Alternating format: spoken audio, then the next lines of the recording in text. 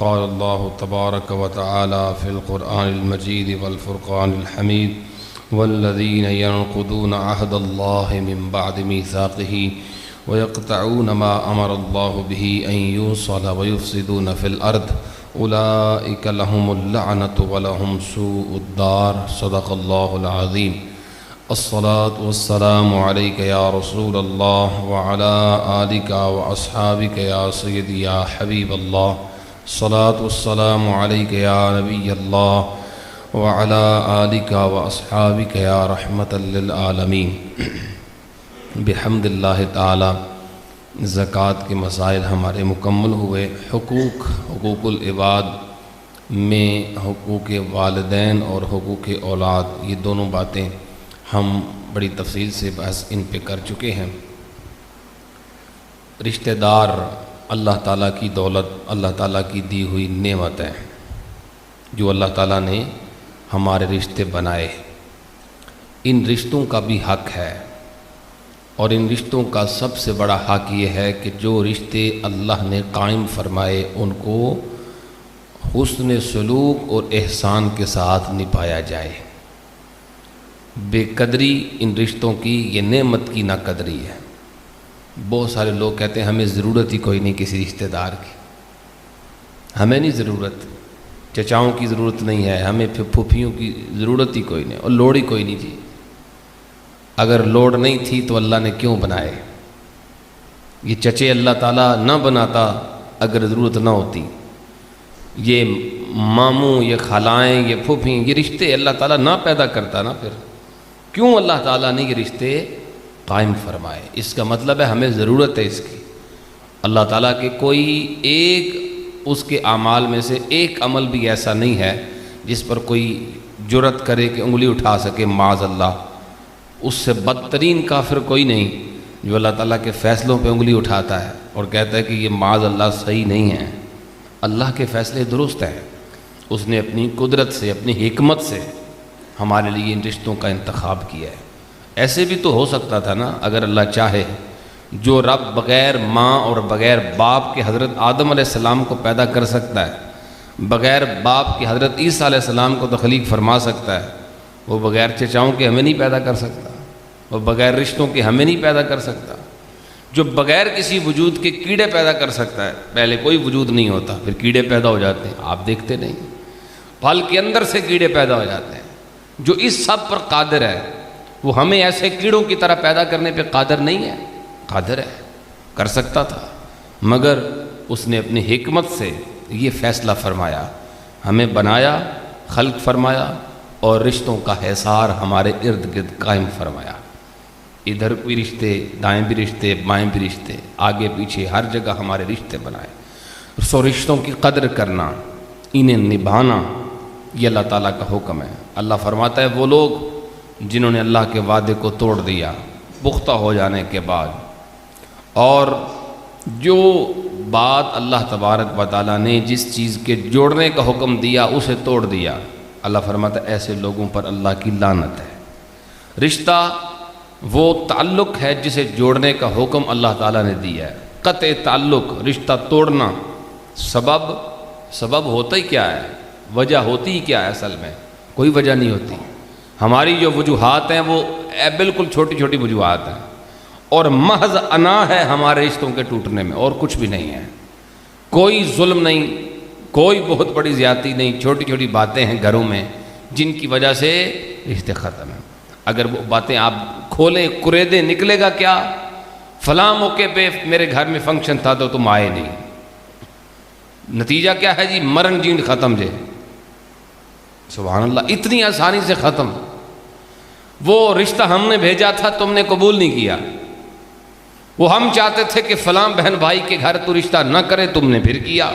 یہ وجوہات ہیں، اور انہی اسباب سے ہم ہمیشہ رشتے توڑ دیتے ہیں.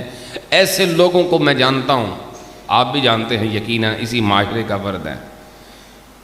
سگا بھائی، اس کی لاش، اس کی میت اندر پڑی ہے، بہن دروازے پہ کھڑی انتظار میں ہے کہ میرا ویر مجھے اجازت دے تو بھائی کا چہرہ دیکھوں، پر اس بھائی نے اجازت نہیں دی. ایسے لوگوں کو بھی میں نے دیکھا ہے، آپ بھی جانتے اسی معاشرے میں رہتے ہیں.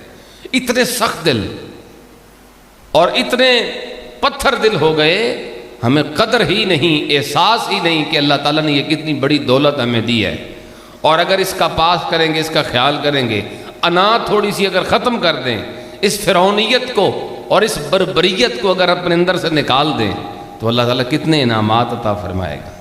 ساری مٹی ایک جیسی تو نہیں ہوتی، کچھ مٹی سخت ہے، کچھ نرم ہے، اور سارے رشتہ دار بھی ایک جیسے نہیں ہوتے۔ کچھ ایسے ہیں جو ہم پر بڑا احسان کرتے ہیں، بڑی مہربانی کرتے ہیں، اور کچھ ایسے بھی ہیں جو ذرا ہم سے سیدھی طرح بات کرتے ہیں، اور بعض اوقات ان کی بات ہمیں کڑوی بھی لگ جاتی ہے۔ ہر کسی کو ویسا ہی جواب دینا جیسا وہ دے رہا ہے، یہ کسی انسان کی عادت تو نہیں ہے۔ اس کو ذرا سمجھنا میں کیا کہہ رہا ہوں۔ ہر کسی کے ساتھ ویسا ہی سلوک کرنا جیسے وہ کر رہا ہے، یہ میں سمجھتا ہوں انسان کی عادت نہیں ہے، یہ تو کتوں کی عادت ہے۔ ہاں، کتا جیسا اس کے ساتھ کوئی سلوک کرتا ہے وہ ویسا ہی کرتا ہے۔ کوئی اس کو بوٹی ڈالے، روٹی ڈالے، وہ دو میں لاتا ہے، خوش ہو جاتا ہے، واہ واہ کرتا ہے اس کی آگے پیچھے، اور اگر اس کو کوئی پتھر مارے تو ٹانگ پکڑتا ہے اس کی۔ تو بھائی یہی حالت نہیں اس شخص کی جو یہ کہہ رہا ہے، جو رشتہ دار سیدھی طرح بات کرے گا، پیار سے بات کرے گا، ہم بھی کریں گے، جو نہیں کرے گا ہم بھی نہیں کریں گے، جو جیسے کرے گا ہم ویسے ہی کریں گے۔ پھر یہ تو کتے والا ہم نے عادت اپنا لی ہے نا، انسان والی تو نہیں۔ انسان میں اللہ تعالیٰ نے جو خصلت دی ہے ان میں سے ایک یہ بھی ہے، کبھی کبھی انسان چلو غصہ بھی کر لیتا ہے مگر وہ درگزر بھی کر دیتا ہے۔ اس کے پاس عقل ہے، اور عقل کی وجہ سے وہ فیصلہ کرتا ہے کہ میں نے کس کے ساتھ کیسا سلوک کرنا ہے۔ نبی پاک علیہ الصلوۃ والسلام نے ایک طویل باب ہے، کثیر احادیث کے اندر اس کی اہمیت کو، قدر کو اور فضیلت کو بیان فرمایا۔ جو بندہ رشتے جوڑنے والا ہے، رشتہ داروں کو قریب کرتا ہے، وہ جیسے بھی ہوں، بہر صورت قریب رکھنے کی کوشش کرتا ہے، تو اللہ تعالیٰ اس کو کیا انعامات عطا فرماتا ہے۔ حدیث مبارکہ ہے، نبی پاک علیہ السلام نے فرمایا، من احب ان یمد لہو فی عمرہ، حضور نے فرمایا جو شخص یہ چاہتا ہو کہ اللہ اس کی عمر بڑھا دے، سب چاہتے ہیں اللہ عمر میں برکت دے دے، وَيُزْدَادُ لَهُ فِي رِزْقِهِ، اور جو شخص یہ چاہتا ہو کہ اس کے وَيُزْدَادَ لَهُ فِي رِزْقِهِ، اس کے رزق میں برکت آ جائے، رزق بھی بڑھ جائے، عمر بھی بڑھ جائے، کیا کرنا چاہیے؟ فرمایا جو شخص یہ چاہتا ہو کہ عمر بھی بڑھ جائے، میرا رزق بھی بڑھ جائے، عمر بھی برکت والی، رزق بھی برکت والا، دو کام کر لو۔ پہلا کام کیا؟ بخاری کی حدیث ہے، حضور نے فرمایا فَلْيَتَّقِ اللَّهِ، ایک تو اللہ سے ڈرا کرو، تقوی اختیار کرو، اور دوسرا فرمایا وَلْيَصِلْ رَحِمَهُ، اللہ نے جو رشتے مقرر فرمائے ہیں ان رشتوں کو جوڑ کے رکھو۔ جو شخص یہ دو کام کرتا ہے، رشتوں کو جوڑ کے رکھتا ہے، اللہ سے ڈرتا رہتا ہے، فرمایا اللہ اس کے عمر میں بھی برکت عطا فرماتا ہے، اس کے رزق میں بھی برکت عطا فرماتا ہے۔ ہر شخص یہ چاہتا تو ہے مگر کرنے کو تیار نہیں۔ اسی طرح نبی پاک علیہ الصلوۃ والسلام کی یہ حدیث مبارکہ ہے، آقا کریم علیہ السلام فرماتے ہیں ہر شخص یہ چاہتا ہے کہ عمر میں برکت ہو، رزق میں، اور برے خاتمے سے بھی بچے۔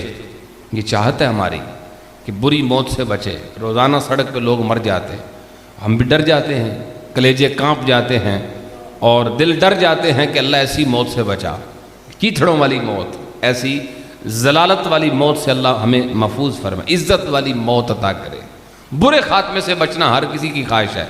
نبی پاک علیہ السلام نے عمل بتایا ہے، حضور نے فرمایا جو شخص یہ چاہتا ہے کہ اس کا رزق بھی بڑھے، اس کی عمر بھی بڑھے، اور اللہ اسے بری موت سے بھی بچائے، فرمایا اسے چاہیے وَلْيَتَّقِ اللَّهَ، اللہ سے ڈرتا رہے، وَلْيَصِلْ رَحِمَهُ، اللہ نے جو رشتہ بنایا وہ جوڑ کے رکھے۔ توڑنے والے توڑتے بھی رہیں، پھر بھی جوڑو۔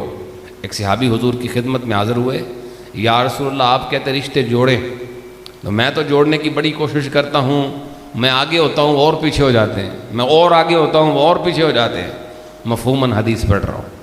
یا رسول اللہ بڑی کوشش کرتا ہوں، جب وہ سیدھے ہیں ہی نہیں تو میں کیا کروں؟ نبی پاک علیہ الصلوۃ والسلام نے اس مقام پر ارشاد فرمایا تھا جس کا مفہوم ہے، اور میں اصل صلہ رحمی اسی کا نام ہے، سل من قطعک، جو تعلق توڑ رہا ہے اس سے بھی جوڑنے کی کوشش کرو۔ ہمارا کوئی رشتہ دار ذرا توڑنے کی بات کرے، ہم پہلے تیار ہوتے ہیں، ٹھیک ہے پھر تمہاری مرضی بھائی، پھر ہمیشہ کہیں ٹھیک ہے آپ ہی آئے گا، لوڑو ہی سے آ جائے گا، ہم راضی کرنے کی بھی کوشش نہیں کرتے۔ انا ہے نا، میں کہتا ہوں سب سے بڑی قربانی جو اللہ کے حضور ہم پیش کر سکتے ہیں وہ اپنی انا کی قربانی ہے۔ اگر انا نہیں قربان کرنی، اپنی خواہش کو، اپنے نفس کو ہمیشہ بڑھا چڑھا کے رکھنا ہے، تو پھر مال قربان کرنے کا کیا فائدہ؟ دنیا کی دولت جو اللہ نے دی ہے اسے قربانی اس کی کرنے کا کیا فائدہ؟ اصل جو قربانی ہے وہ خواہش ہے، وہ اس نفس کی قربانی ہے، وہ اس انا کی قربانی ہے، وہ اس فرعونیت کا قتل کرنا ہے۔ اللہ کے حضور اسے جھکاؤ، اور جھکانے کا کیا طریقہ ہے؟ خود چلے جائے، جو ناراض بھی ہے اس کے چل یار میری غلطی۔ نبی پاک علیہ السلام کی ایک حدیث ہے جس کا مفہوم ہے، حضور فرماتے ہیں جو اپنے کسی مسلمان بھائی کے لیے جھک جاتا ہے، عاجزی اختیار کرتا ہے، باوجود اس کی غلطی نہیں تھی پھر بھی کہتا ہے چلو میرا بھائی ہے، اس کے راضی کرنے کے لیے اس کو وہ کسر نفسی کرتا ہے، عاجزی کرتا ہے، جھکتا ہے۔ حضور فرماتے ہیں جو جھکنے والا ہو اللہ اسے اور سر بلند فرماتا ہے۔ عزت تو رب نے دینی ہے، ذلیل بھی وہ کرتا ہے، عزت بھی وہ دیتا ہے۔ تو یہ جھوٹی انا کو پالنے کے لیے کیوں اپنے رشتہ داروں سے ہم دور رہیں؟ اگر کسی کے رشتہ دار تعلق والے دور ہیں، جان بوجھ کے دور ہیں یا غلطی سے دور ہیں، ان کو کوشش کرنی چاہیے قریب کیا جائے۔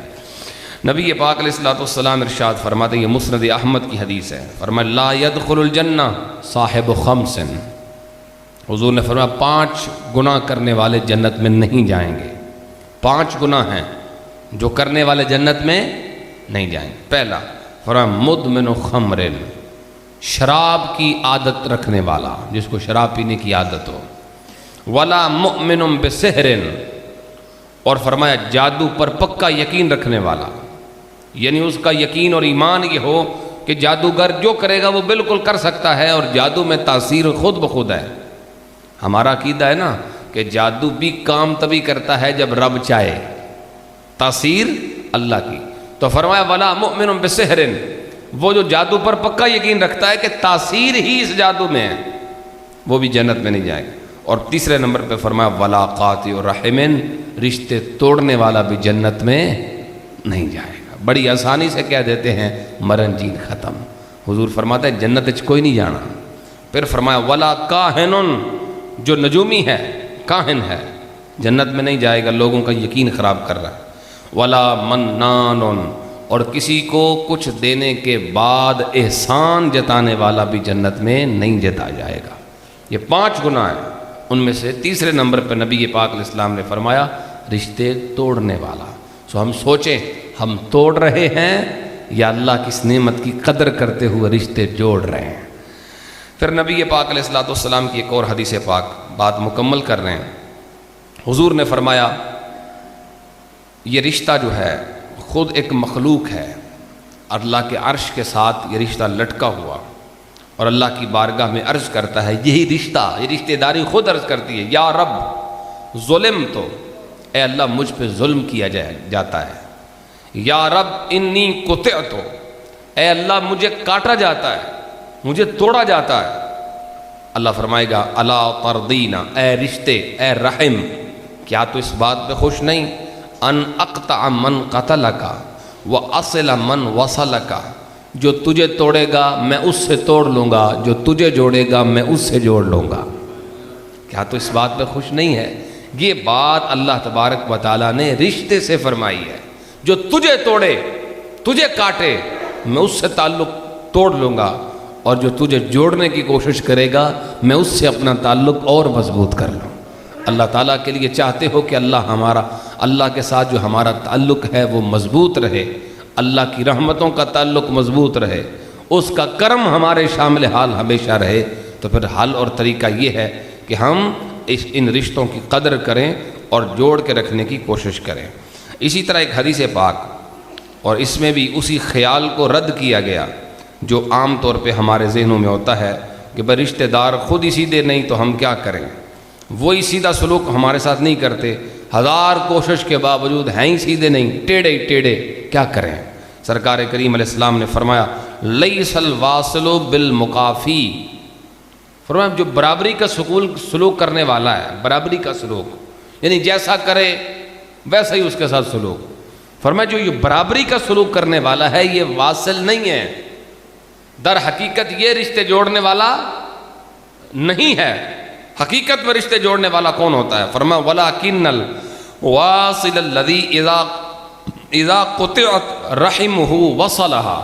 حضور نے فرمایا دراصل رشتے جوڑنے والا تو وہ ہوتا ہے جس سے توڑا بھی جائے پھر بھی وہ رشتے جوڑ کے دکھائے۔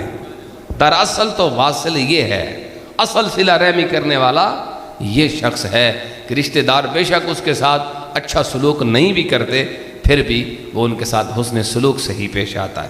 ایک صحابی حضور کی خدمت میں حاضر ہوئے، یا رسول اللہ صلی اللہ علیہ وسلم میرے رشتہ دار میرے ساتھ اچھا سلوک نہیں کرتے، میں ان سے اچھا سلوک کرتا ہوں۔ یا رسول اللہ میں احسان کرتا ہوں وہ ظلم کرتے ہیں، میں توڑتا ہوں رشتے جوڑتا ہوں وہ پھر توڑ دیتے ہیں۔ یا رسول اللہ جتنا بھی کوشش کروں آگے سے میرے ساتھ برا ہی سلوک ہوتا ہے، ظلم ہی کیا جاتا ہے۔ نبی پاک علیہ السلام نے فرمایا لئن کنت کما قلت، اگر بات اسی طرح ہے جیسے تو کہہ رہا ہے تو سن، جب تک تو یہ عمل خیر کرتا رہے گا، مفہوم سنیے حدیث کا توجہ سے، فرمایا جب تک تو یہ عمل خیر کرتا رہے گا اللہ کی مدد تیرے شامل حال رہے گی۔ تم جب تک یہ کرتے رہو گے اللہ مدد کرے گا۔ جب وعدہ ہے میرے رب کا میں مدد کروں گا تو کیوں ڈر رہے ہیں؟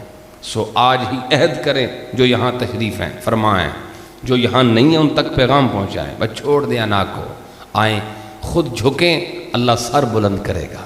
عزت ذلت کا مالک وہ ہے، اگر رشتے توڑ کے عزت تم نے پانی ہے ہو سکتا ہے اللہ ذلیل کر دے، عزتیں خاک میں ملا دے، اور بہت ساروں کی مل گئیں، بہت سارے ذلیل ہوئے، اور اگر رب نے عزت دینی ہے تو پھر بھائی کے سامنے جھکنے سے بھی وہ عزت عطا کر ہی دے گا۔